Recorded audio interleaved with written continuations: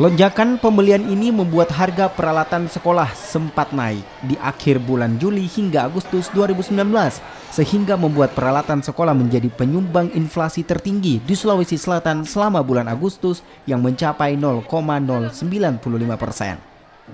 Di posisi kedua penyumbang inflasi 0,36% ada pada kebutuhan pangan, utamanya cabai, lantaran harus mengimpor cabai untuk memenuhi kebutuhan pasar.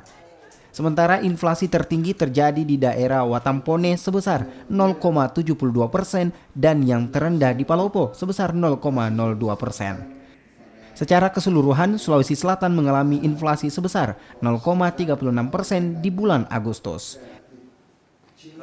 Jadi secara umum tingkat inflasi di bulan Agustus naik 0,36%, secara kumulatif 2,28%.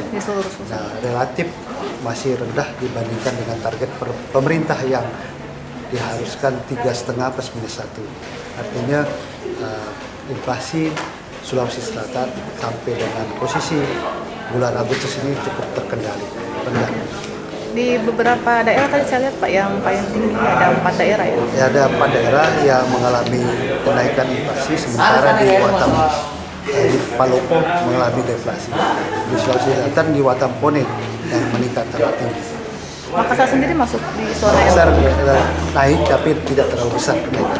yang mungkin yang pemicu tertinggi dari inflasi bulan ini apa? Nah, pemicunya komoditas bahan makanan terutama cabai rawit dan cabai merah. Masih ya?